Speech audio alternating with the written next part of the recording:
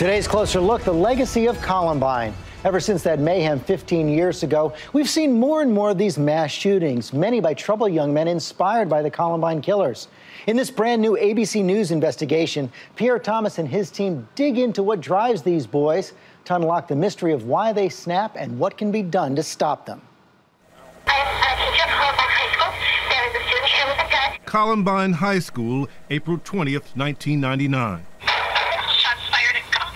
Its deadly legacy still echoes today. Active shooter, Sparks Middle School, they have at least 2 down. October 21st, 2013, a Nevada boy, only 12, shoots and kills a teacher, wounds 2 students, then takes his own life.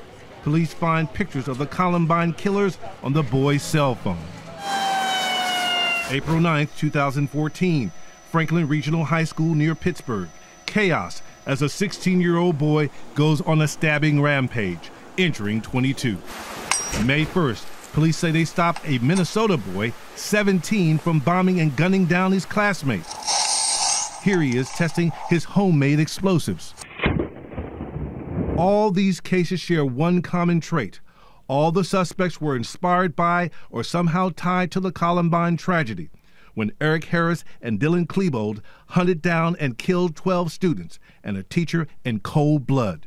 ABC News identified 17 school attacks and 37 serious threats linked to Columbine since the massacre, among them the slaughters of Virginia Tech and Newtown. At least 10 of the cases came in the last year alone, as this disturbing phenomenon seems to be intensifying. In Pasadena, California, at the start of this school year, 2 students accused of planning another school massacre. They just wanted to kill as many people as possible. A 3-month ABC News investigation spanning the country uncovered chilling evidence, video diaries, journals, police interrogations where the Columbine killers often emerged. Here's that Minnesota suspect talking to police in May. My #1 idol is Eric Harris. I think I just see myself in him. This 16-year-old Tampa student was also allegedly planning a murderous nightmare. I'm the Freedom High School shooter in Tampa, Florida.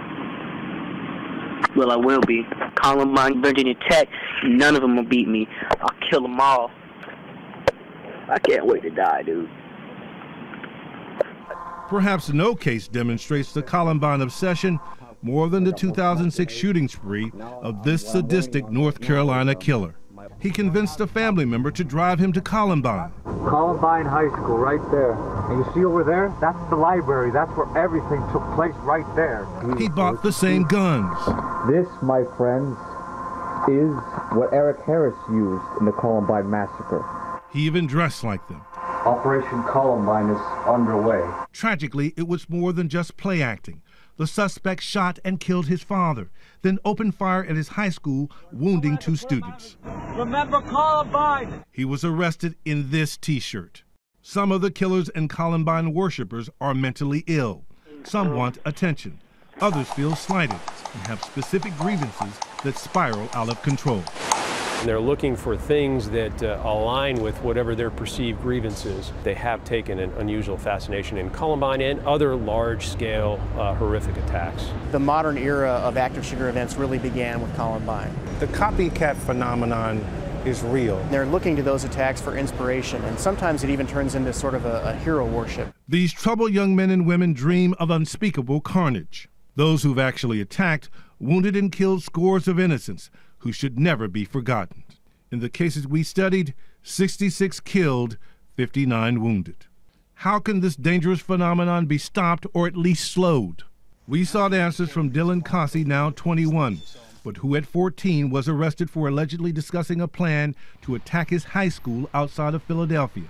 Cossey told me there was no specific plot and that he does not believe he would have carried out an attack, but he admits to fantasizing about acts of violence against peers who had been taunting him. What really drew me in to that dark path that I was on was that sense of hopelessness. Right. And you start to associate with people who may discuss those kind of violent acts because they're the only people that at the time you feel that understand you.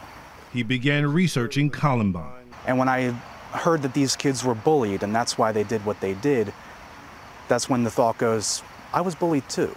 After being arrested, Kasi received years of court-ordered therapy. What would Dylan of today tell the Dylan of 7 years ago?